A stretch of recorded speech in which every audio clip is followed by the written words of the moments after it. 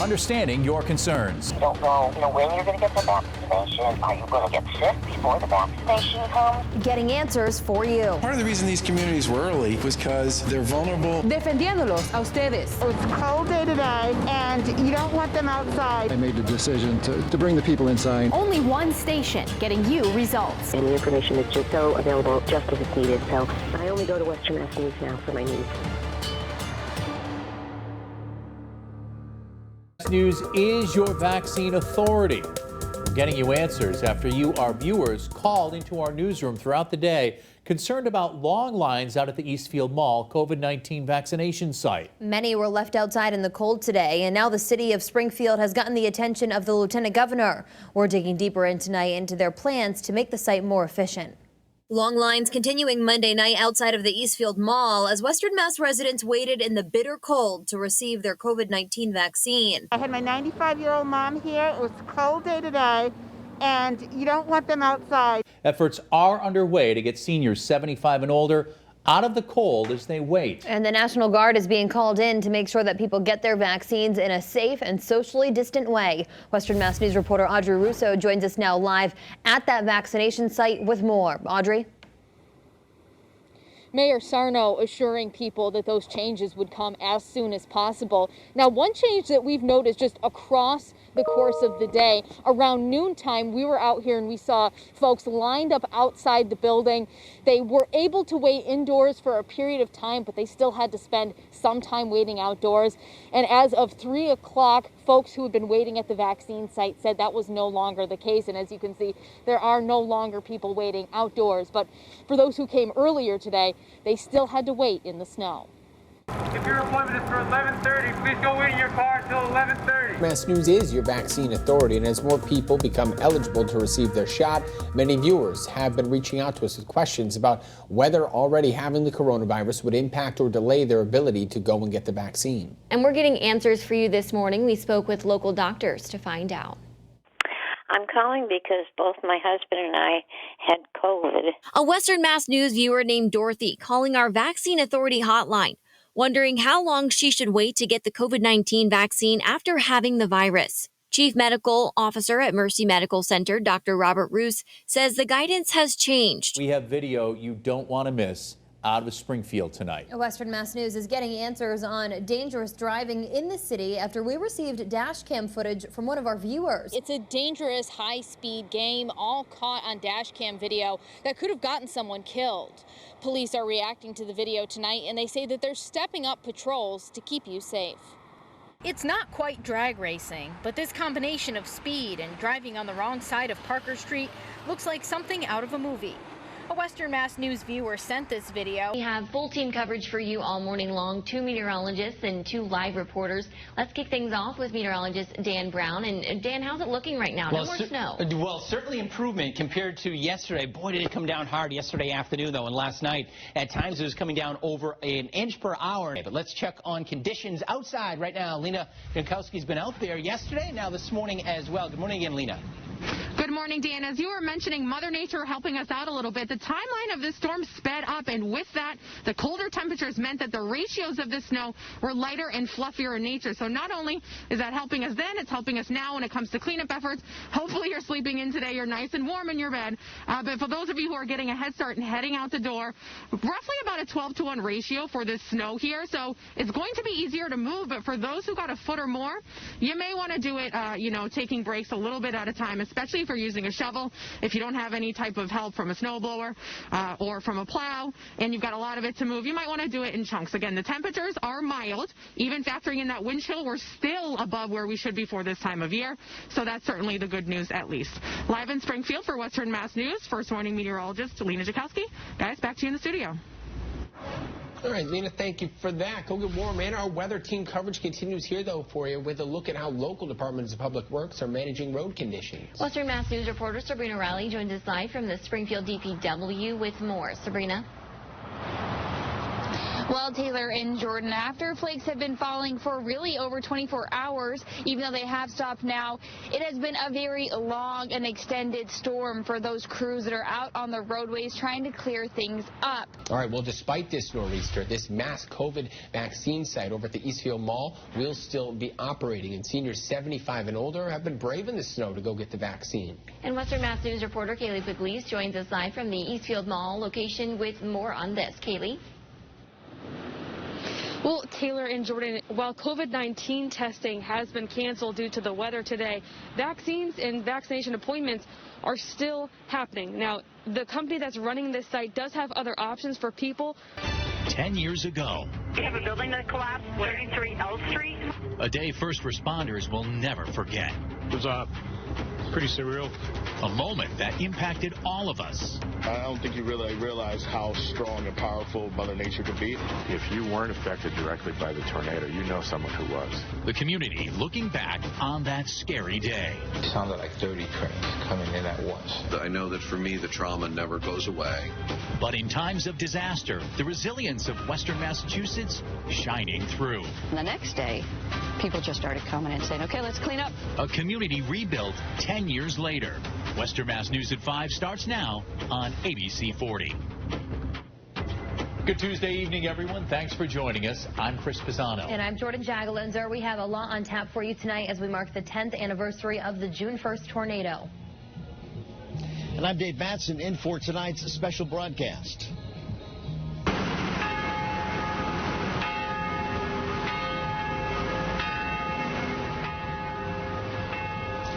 That was the scene in downtown Springfield just about 20 minutes ago, 4:38, as church bells rang to remember the damage left behind in that 2011 tornado, June 1st. 10 years ago. Hard to believe.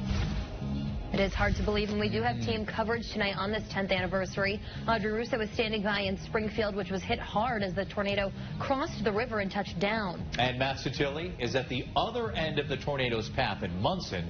But we begin with Dave Madsen, who is here during it all, and he's anchoring our special coverage tonight. Dave? Chris, thanks. Yeah, we were right in the heart of our coverage around this time 10 years ago tonight. In Springfield, the tornado caused widespread damage and forced the rebuilding of many community landmarks. Western Mass News reporter Audrey Russo live in downtown Springfield to tell you more about that. Audrey? As you just heard those bells ringing, city officials had a moment of silence and a short commemoration here in downtown a short while ago at 4:38, which is when the tornado passed over Springfield. Now, where I'm standing here at City Hall, that was left mostly unscathed 10 years ago, but the damage to the south end was much more costly, and nobody knows that better than the executive director of the South End Community Center. When most people think of the 2011 tornado, the sights and sounds of damage come to mind. Wesley Jackson remembers the smell. Like dust and dirt. We did have a gas leak. Jackson had rushed to get everyone from the South End Community Center safely corralled in the basement. Audrey, thank you. Well, that tornado, as it left Springfield, headed towards Munson. And in that town, the tornado threw the entire town, destroying homes, businesses, dropping trees, and doing so much more damage. Extensive damage was done to the historic First Congregational Church, toppling its landmark steeple. But that didn't stop parishioners from rallying together following that disaster. Western Mass News reporter Matt Sotilli continues our team coverage live in Munson with more on that tonight. Matt? Yeah, Dave, people will gather here for a ceremony at about 5:30 in remembrance of the tornado that ripped through this very path 10 years ago today. I spoke with the former parish commissioner who said that he remembers that day vividly, and it was a day that will forever change his life. What do we do with difficult challenges? You know, when something like a tornado comes through and turns life upside down. Reverend Dr. Bob Maroney remembers the moment that felt like a lifetime when the tornado tore through his community, toppling the steeple at the First Congregational Church. It probably was all of about, a minute, but it certainly felt like an hour. He recalls being with his wife at his parsonage when disaster struck. others scrambling for safety with him. We did have people that ran into our basement to hide. It's a moment that he says changed him as a person and transformed what he calls his pastoral authority. Matt, thank you. We'll join now by Springfield Mayor Dominic Sarno to talk more about what's happened in downtown since then. I remember so clearly the Friday night we did a live broadcast not far from here. Western Mass News reporter Lindsay Kane is digging deeper into this issue, and here's one woman's harrowing story of survival. The hardest part is knowing I could have died alone by myself, but I made it through it. Speaking exclusively to Western Mass News is a victim of domestic violence who is not shown or seen on camera. It all began one holiday weekend in 2019 when the woman took a trip with her then boyfriend out of state in a secluded area. Things turned violent with no one to call for help. At one point, the person basically had dragged me out of the vehicle, and I had to fight to hold myself into the car. And so I had bruises all over me. But I had actually at one point prayed that God would save me. Things escalated again back in the hotel room when she wanted to end the relationship. He flipped out, grabbed me by my throat, pushed me in between the bed, the end table, the bed, and the wall. He had, I can't even explain it because it felt like he had like 8 hands, but he only had 2, and I had to try to protect my glasses, my face, my neck. She froze in that moment when he was choking her repeatedly, the one thing she credits with saving her life. 2 local DAs tell Western Mass News they have seen such cases of domestic violence, particularly at the beginning of the pandemic. It escalates. When we see suffocation and we see strangulation, those are lethality signs that are very on the top of the list, and it's a precursor to a homicide. David Sullivan, the Northwestern District Attorney, telling us that some of the cases that have been reported to his office during the pandemic have reached serious levels, including broken bones and suffocation. Now such cases are level, but the concern remains high. About domestic violence, and it's one of the most serious epidemics we have in our district, and the economy doesn't really control it as much as just the cultural aspect that people abuse intimate partners. They think they can get away with it. Berkshire District Attorney Andrea Harrington says such cases have been stuck in the court system. During the pandemic, and I think somewhat coming out of the pandemic, we saw an increase in the severity of domestic violence cases. And now that we have this backlog of cases because there was a cessation that lasted 1.5 years of jury trials. So we do have a pretty significant backlog. Sullivan also seeing such delays, telling us that some cases are 2.5 years old because they were pending prior to the pandemic.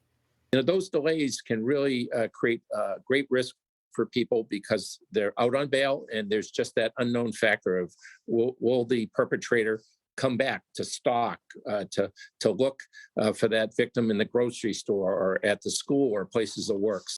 Marianne Winters, Executive Director of Safe Passage, an organization helping victims of domestic violence, says she is seeing an increase in the number of people working with counselors.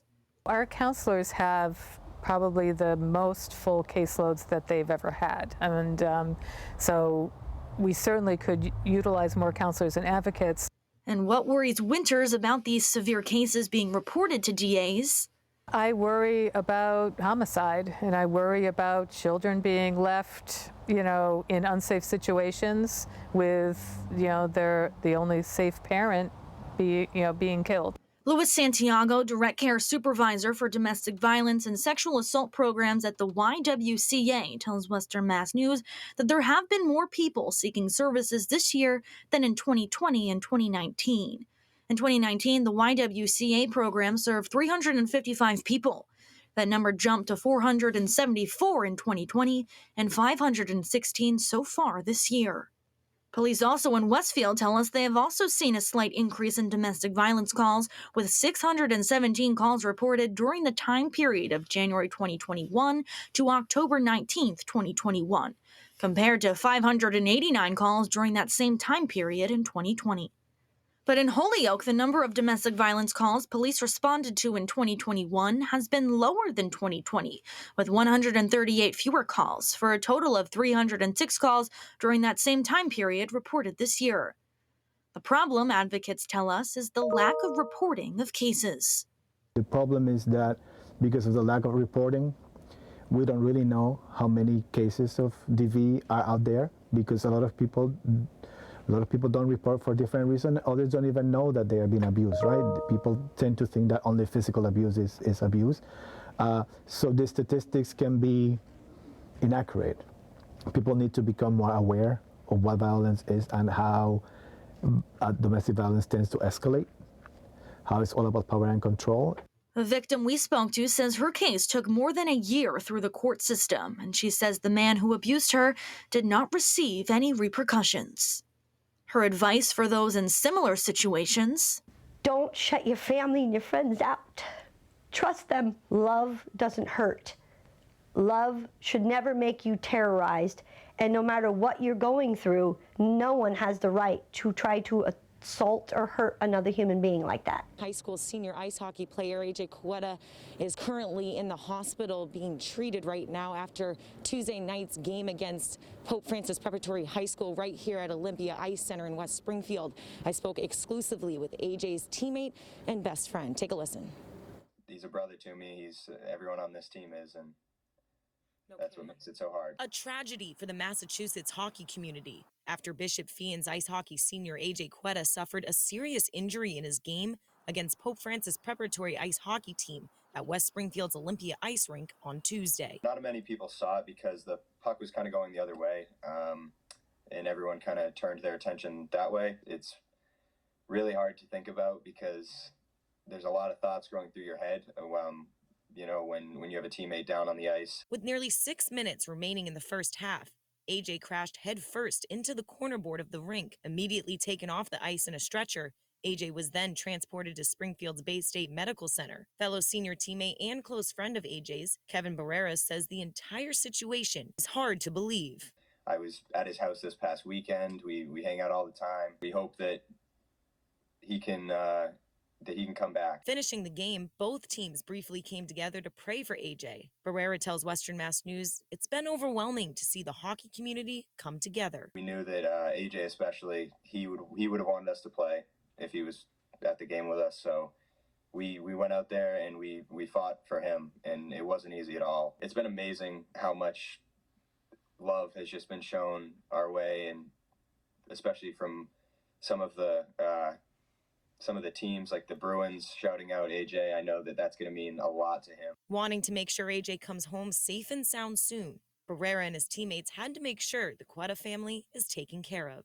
We went over to the Quetta's household and we made sure that their walkways, their deck, and everything was shoveled so that they would have an easy time coming back home. Now, we're told AJ's injuries are still currently unknown. We'll continue to keep you updated once we find out the latest. His sister Elise has started a GoFundMe, which is currently just continuing to raise so much money. Right now, they're already up to over $200,000. A Springfield family speaking exclusively with Western Mass News after their daughter was hit and killed by a school bus last week. Western Mass News reporter Lexi Oliver sat down with Alex Angelis Medina's family and joins us live in studio with more. Lexi? Yeah, Chris and Jordan, Alex Angelis' parents tell me she was a special person who touched a lot of lives, and they're grateful for the outpouring of support they've received from the community. She always wondered what it was like to see without glasses, and now she can. So Rangel Ayala and Alex Medina showing Western Mass News a picture of their daughter, 16-year-old Alex Angelis Medina. They lost Alex Angelis last week after she was hit by a school bus at the intersection of State and Dwight Streets in Springfield on her way home from Central High School Wednesday. She's usually home by 2:30, and it was like getting past 2:50, almost 3 o'clock, and I don't hear from her. I called her, and I'm like, can you please answer, please? Where are you? Then they received a call that their daughter was in the hospital. This is not something that you prepare for. It's not something that ever crosses your mind. Her parents describe Alex Angelis as an outspoken girl who cared about everyone. If she did not agree with you or heard something that she felt was wrong, she would call you out on it. She was that kind of person. She did not like nobody to feel left out or hurt. We never knew how many lives she touched, sadly, till now. They tell me she loved drawing, making TikToks, and learning new languages. She taught herself how to speak Swedish and write it and read it and try to talk to us in Swedish whenever. Talk us in Swedish. And she was the kind of person who was always there for her friends. Her friends, they called her therapist.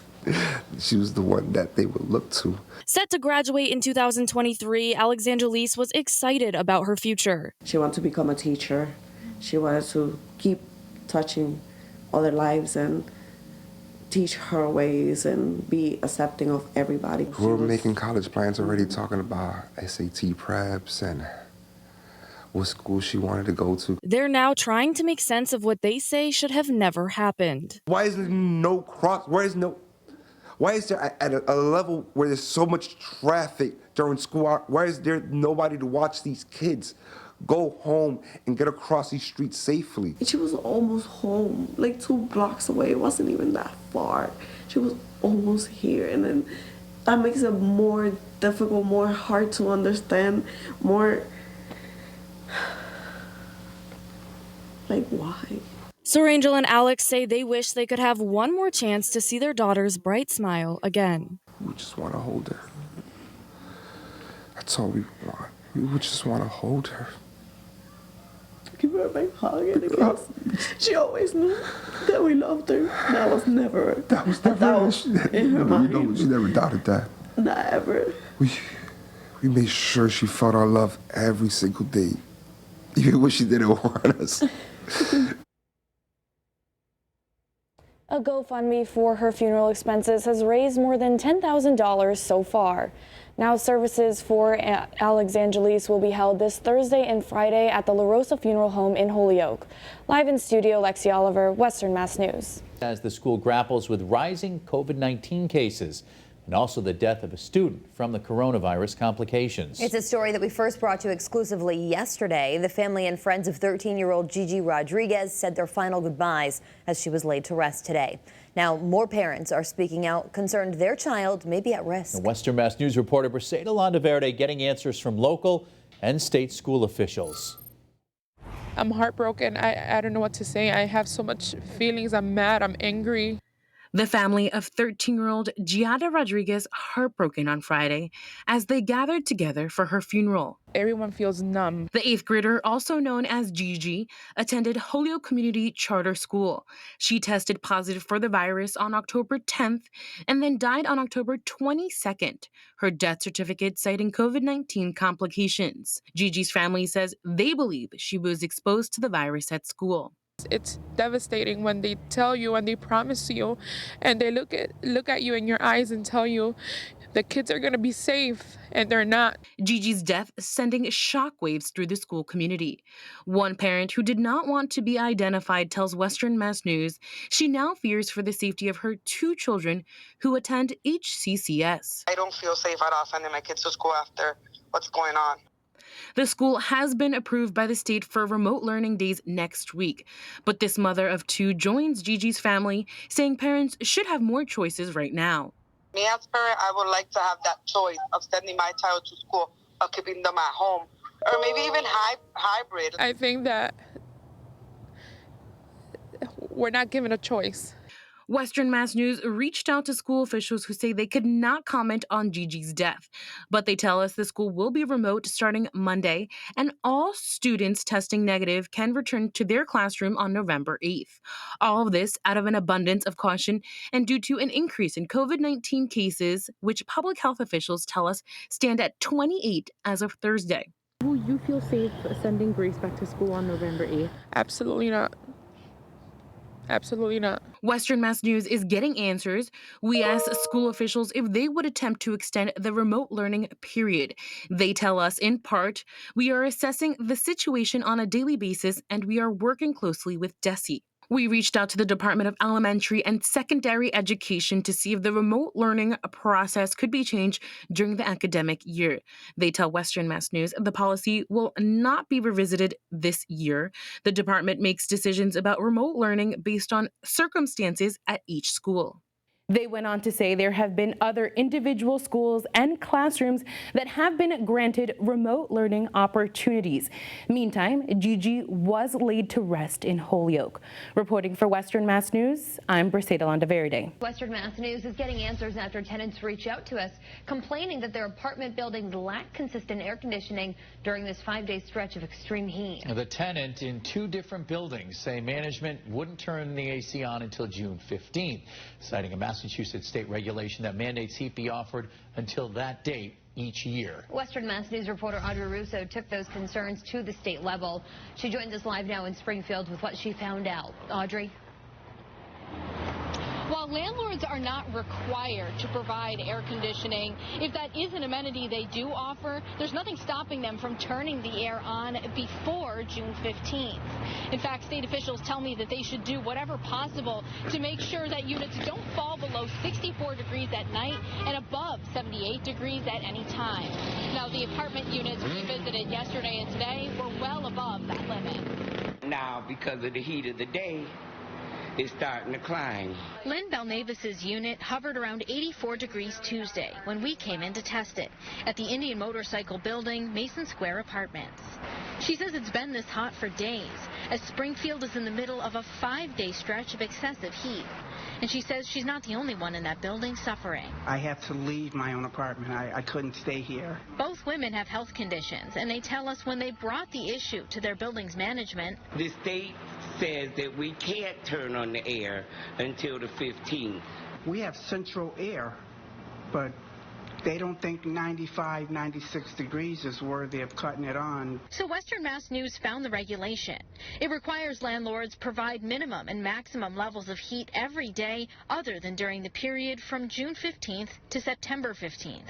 Guidance on the regulation from the Executive Office of Health and Human Services says in part, quote, the regulation does not prevent property owners from turning off the heat or turning on the air conditioning units in properties between these dates. Yesterday, the Department of Housing and Community Development advised local housing authorities that the regulation in part, quote, does not require building managers to keep heat on in a building until June 15th, no matter the circumstance.